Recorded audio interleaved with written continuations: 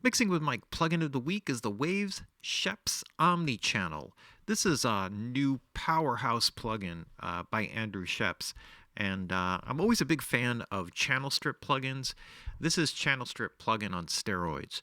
Really amazing. I think what Andrew Scheps set out to do when working with Waves was to design a channel strip that would essentially give you everything that you need, every kind of processing stage that you would need all in a channel strip. And sometimes what you find with a lot of the vintage channel strips, whether they're SSL or Neve or whatever, is that you're always tied to the limited functionality of those, and those are pretty damn flexible. But when you start to go further back in time to some of the older channel strips where they just had an EQ or just had mic pre and like simple basic EQs, if you go all the way back to the Red console and stuff. What you find here is something that gives you something that has all the sophistication that you would want in a plugin. Gives you the saturation processing right at the head, equalization, gating, de-essing, compression, and the ability to add inserts from the Waves collection and all the plugins that are associated with Waves and their sound grid system. So let's take a quick look, an overview of it. What you have is modules, and you can see these individual modules here. So there are 5 of them that load up with each of them. They can be turned on just by clicking on the individual sections this way. Also, if you happen to adjust an EQ setting, you'll notice that the EQ comes on right there automatically for you. What happens is that the modules will only come on and eat up CPU cycles if you actually turn them on. So that gives you the ability to use this, and if you only need the EQ and the compression and nothing else, or maybe just the preamp stage, you could use just that and not eat up a ton of CPU power for stuff that you're not using on the channel strip. So you have essentially the 5 module strips. You have an insert point, and this allows you to add in, EQs or compressors or reverbs or anything from any other channel. Opens up this plugin and allows you to add that into the signal flow.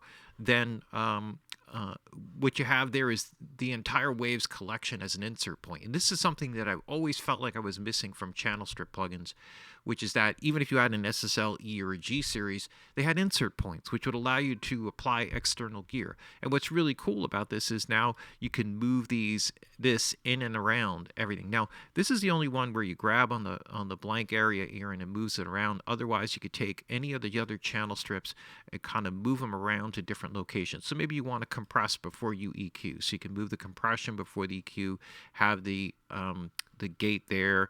The de-essing sometimes happens between the compression and the EQ. You could set this up, and if you want to, you could save this, put it into the preset menu and save this as a default preset, or set this as a default preset. So when you load up the channel strip, if you have a particular signal flow that you like, you can apply that accordingly and have that added in. So for right now, we'll just lay this in here. I'll turn that off, and let's kind of go through everything step by step. So you have the double arrows here, which allow you to move everything around. You have the on-off switches for the individual sections. Within an individual section, for example, you have an EQ, but you can turn off on-off individual bands within it. Same with the de-esser section, where you can have one of the de-essers or both of them, allowing you to capture or do dynamic processing within different sections. So we'll go through some of the stuff one by one. Each section also has an expand window, and what this does is, in some cases, it opens up additional settings that don't show up on the original module, but it gives you the ability to take any of these and you can link them, or if you want to unlink them, then this allows you to offset settings, for like gain or anything like that, and if you relink them, they stay offset from each other. So this gives you some flexibility in terms of managing like input gains and stuff like that if they're offset. You could work in stereo, duo, MS, and you could be linked or non-linked. So the difference between stereo and duo, because you see normally what you would have, and this is true for the dynamics processing. If you're in stereo with the dynamics processor, the input signal left and right will be monoed, which will feed the side chain that will drive all the dynamics. So even though you have separate settings for the left and right, the sidechain will be driven by the exact same signal. That's different from the duo. So if you have the duo, then what happens is that the left side will get the left signal as the trigger, right side will get the right signal as the trigger, and they would operate completely independent of each other. So just so you're aware of how what the differences are there, because linked and unlinked, you think that would be the only difference between stereo and duo. For stuff like this, like the saturation section or the preamp section, that the difference obviously is it doesn't make a difference.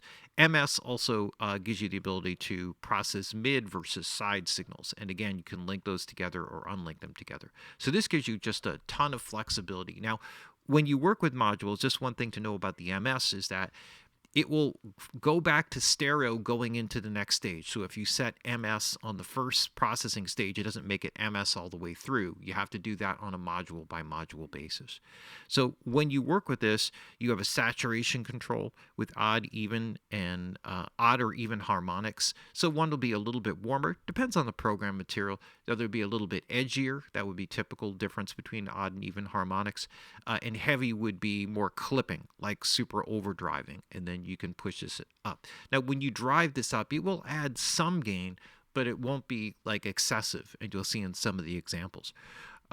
When you work through the individual sections here, you have high pass and low pass filters that go from 20 to 20K, so the ranges on them are pretty astounding. Again, so as soon as you move that, it engages it.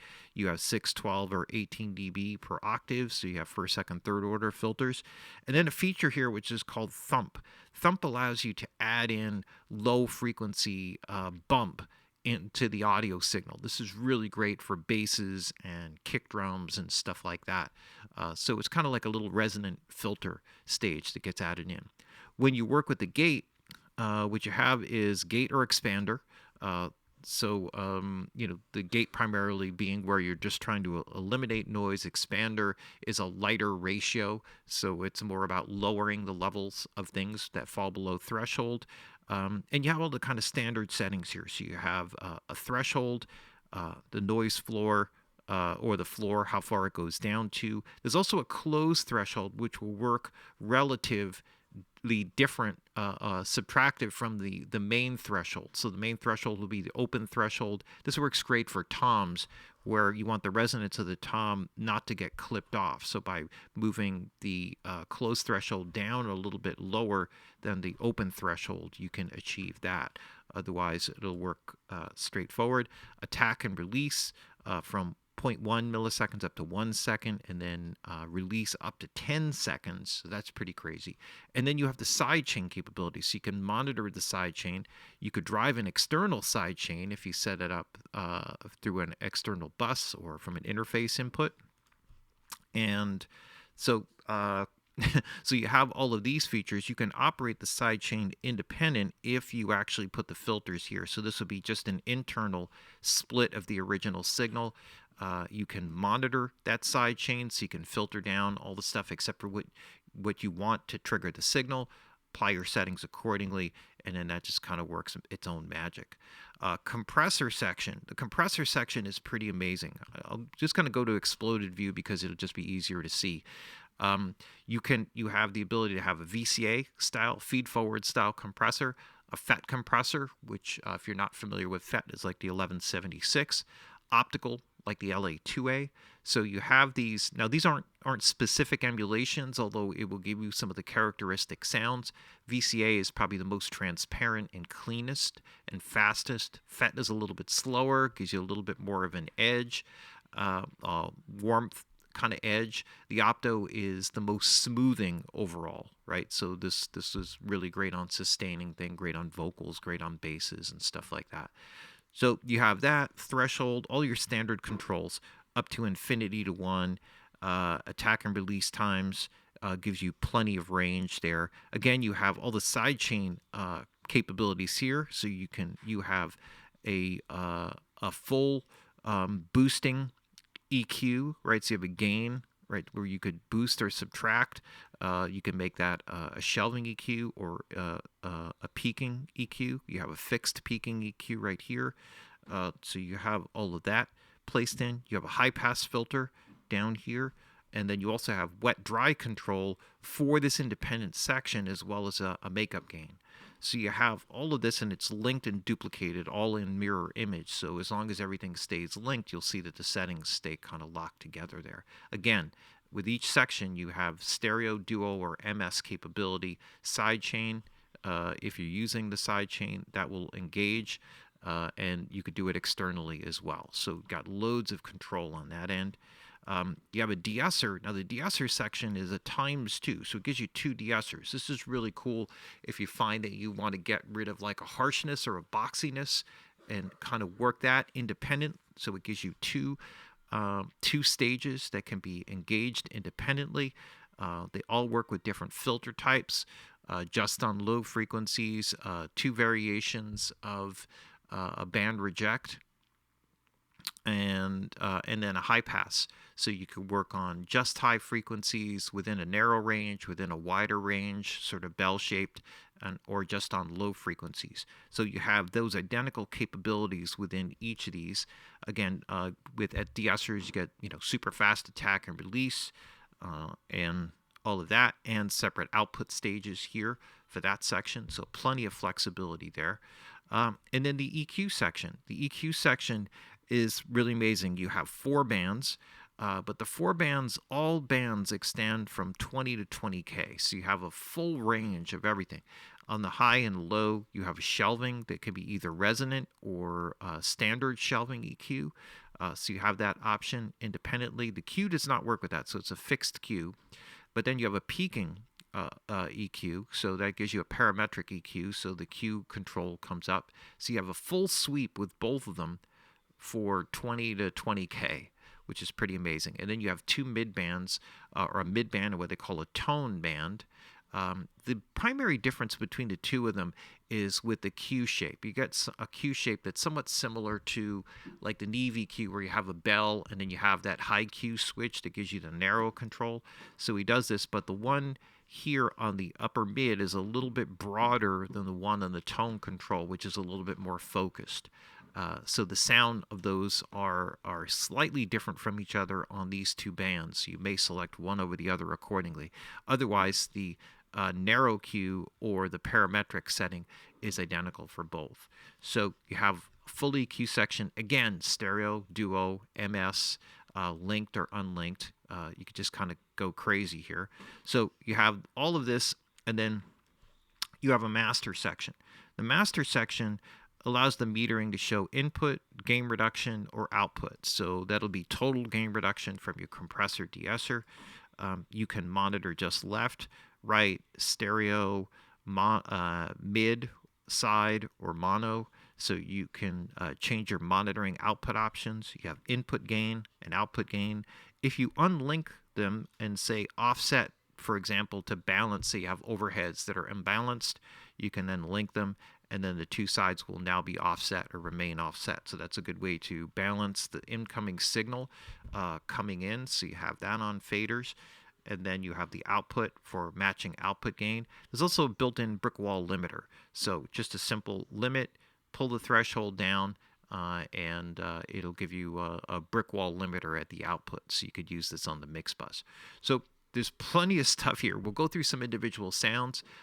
One final thing here is opening up the plugin list. Now, there are a couple of cool features that, in addition to, say, just say, for example, you were on a bass and you didn't like the opto compression, so you decided, or maybe you're on a vocal, you use an opto compressor here, but you decided that you wanted to put, like, say, an 1176 in there. So you call up the CL76, and you could just drop that in, make your settings, blue face or black face, all, whatever, kind of dial that in, and then kind of move that around in the signal flow wherever it is that you feel like you want it or need it.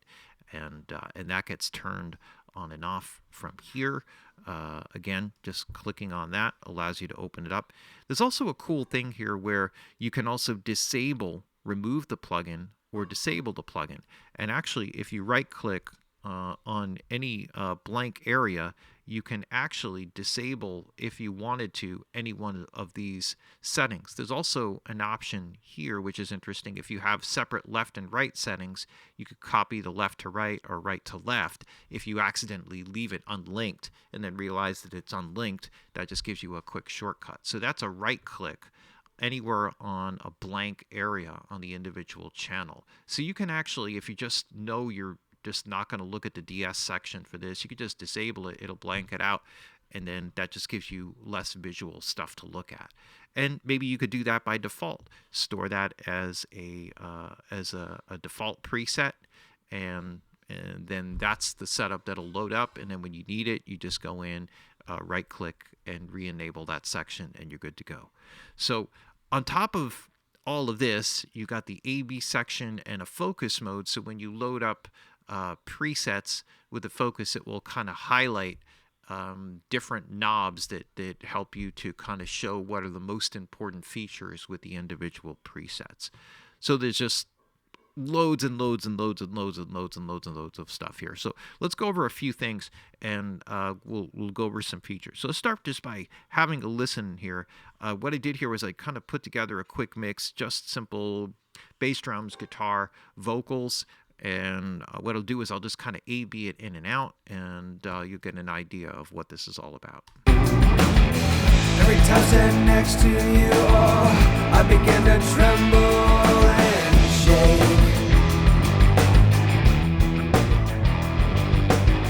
Every time I stand next to you, oh, I begin to tremble and shake. If I can't have you, baby, my heart will surely break.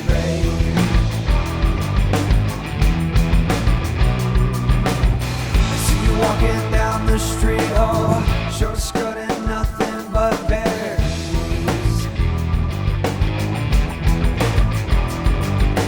I see you walking down the street, oh. So now there's obviously a lot of apparent gain difference because of some of the upper mid boosts and bringing in the presence. I wanted to kind of go through a few things just to kind of show you a little bit of what like how some of this works, and some cool things. So like here's on the bass, what we have is I have a heavy saturation here just to kind of bring in some distortion.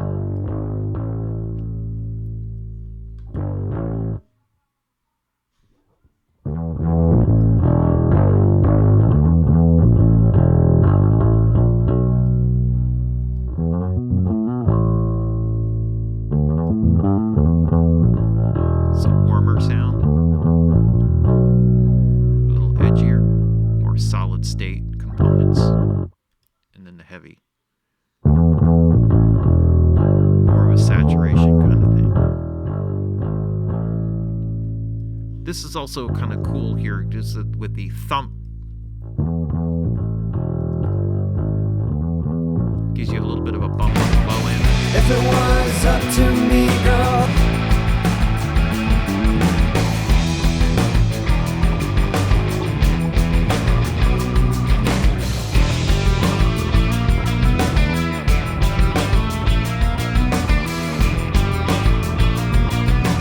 just to drive those that low and low mids down there to kind of get that bass to kind of fill out. Really, really amazing. The saturation section alone, I could probably do just like, you know, a whole huge video on. I think it works really well, you know, with the heavy settings on things like snare bottoms, you know, which can sometimes sound really funky on room mics here. So we have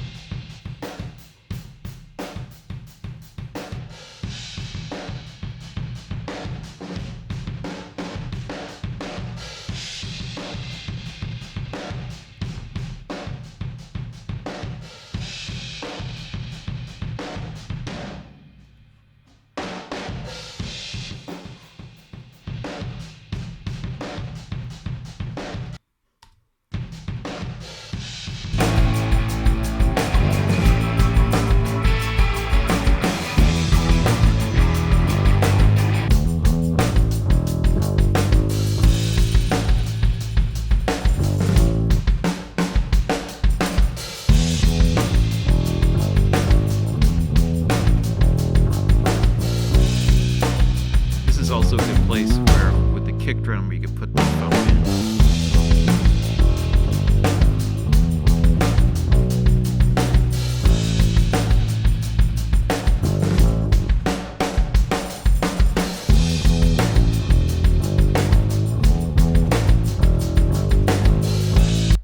And there are just so many things here that are amazing about this. Let me go back here to the base, for example. What I had set up here is an optical, but I decided that I preferred an LA2A. So when I went here, I just went in and added it in. Just brought it in just by going straight to the menu here. Selecting dynamics, seeing the CLA2A, open it up, and then I can take a look at it by going to the expand view, and it has all the same settings. This just allows you to add an insert, and within this insert you have a whole your whole additional or the normal Waves toolbar that works for each individual plugin. So you have that on top of everything. Let's take a look at some of the guitar tracks just to see.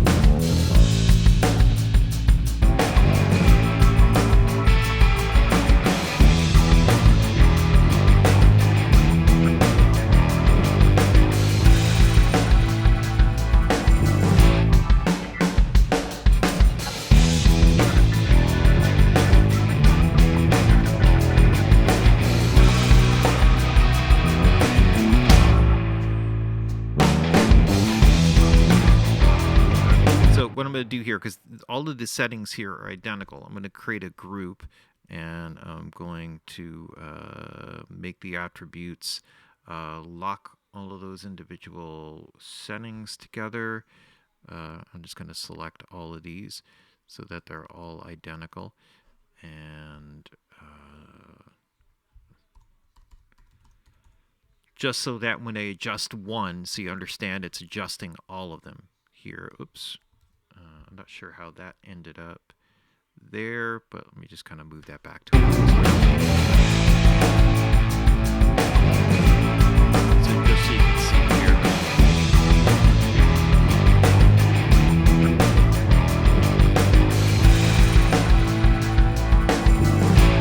So I can make it a little lighter. So you see it warmer with the on. Solid state with the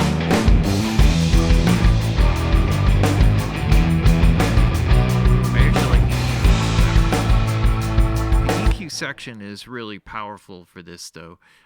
Just driving in, just because of the range of different frequencies, so I can boost at 5K over here on the top end, and then on the mid, looks like I took out the tone there. 1.3.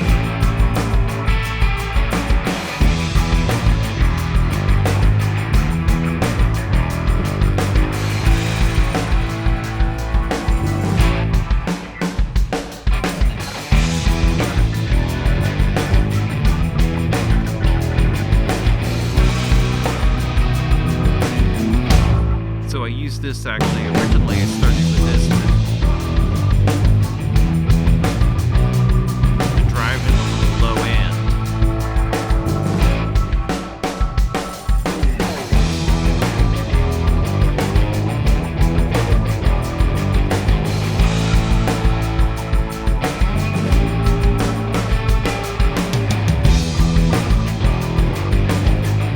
That can give you a little bit of body with a tighter tube where it doesn't make it so muddy.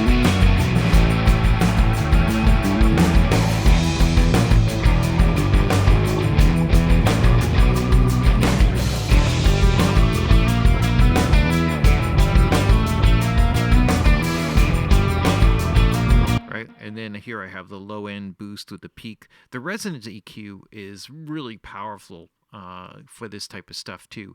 In this case, I have just a fat compression here, driving, in just a little bit. Actually, it's fairly, it's quite a lot there.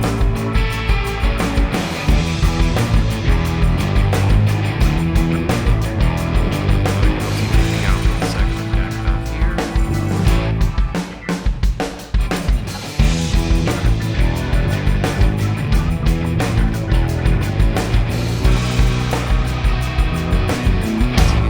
easy it is to kind of dial that in. Let's take a quick look at some vocals here for this. This is actually just to kind of show you, some of the differences here, and one of the cool things about the compression setup for this. Now you see here, this is just a mono setup here. It's just on a mono signal. Oh, let me just see here. Get back to beginning.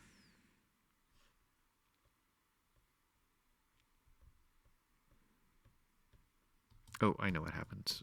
Excuse me. I gotta unmute the stem.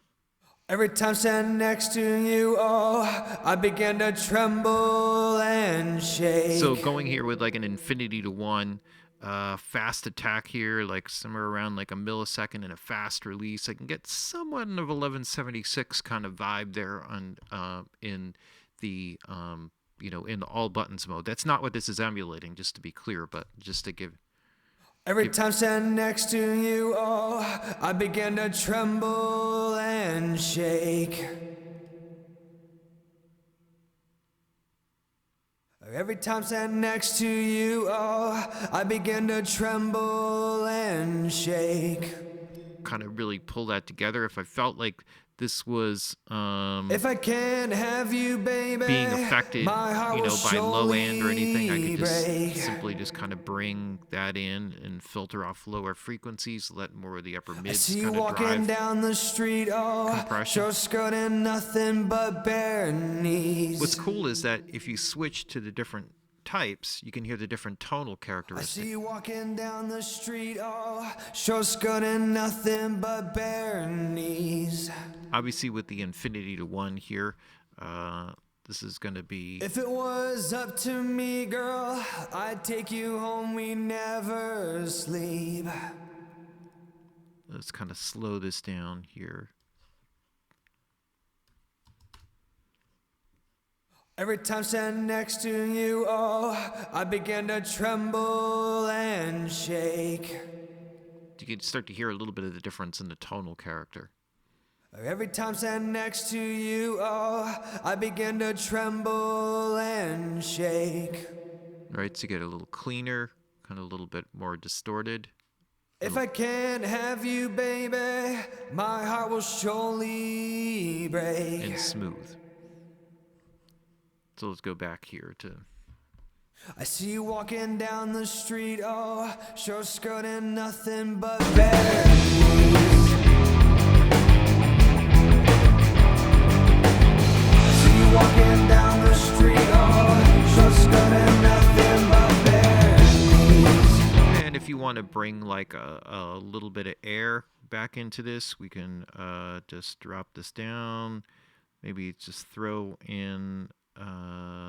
Where are you? Just a little Puig Tech. Put a little sizzle up on the top. I'm sorry for spazzing with the display. Every time standing next to you, oh, I begin to tremble and shake.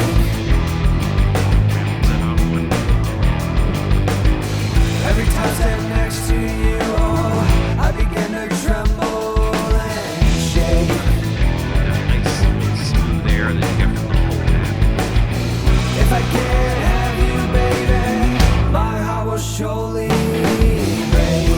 And then I can move that around anywhere in the signal flow chain that I feel serves the best here, because I have the de-esser section in here. In this case, I just have it simple working on the high end. What's also cool here, if I control click on this, I can hear. Every time standing next to you, oh, I begin to tremble and shake. So I can really focus in on the frequencies of the side chain. Every time So this is next to you, a control click. I begin to tremble and shake. Just kind of focus in on the frequency area that, and If I see- can't have you, baby, my heart will surely break. and then apply that, and then I can change the focus of the. I see you walking down the street, oh, short skirt and nothing but bare knees. Or I can do just on above the crossover point here. I see you walking down the street, oh, show's good and nothing. And if there was something else in there that I wanted to get to, then I would have the second one here. But just that, if you're on Windows system, you would use the Start key. That would be, or the Windows key. That would give you the ability to kind of focus in on that frequency. So there's all kinds of little shortcuts and great ways to kind of work around this. It sounds amazing. It just works amazingly well. You just have all the flexibility that you could ever want. I could get into the gates. They work. They're incredibly effective. This is just a really amazing channel. And even if you just use the saturation alone is really just amazing in terms of the way that it just transforms any sound or what it is that you're working with. So when this came up, I was very excited to check it out, most particularly because of having that insert point. And having the ability to kind of add that insert of other plugins within the signal flow. And that was something that's always bugged me about channel strip plugins, and they absolutely solved that with this. So great, amazing job by Waves and Andrew Scheps. And that's why this one is the plugin of the week. Mixing with Mike, plugin of the week, Waves Scheps Omni channel.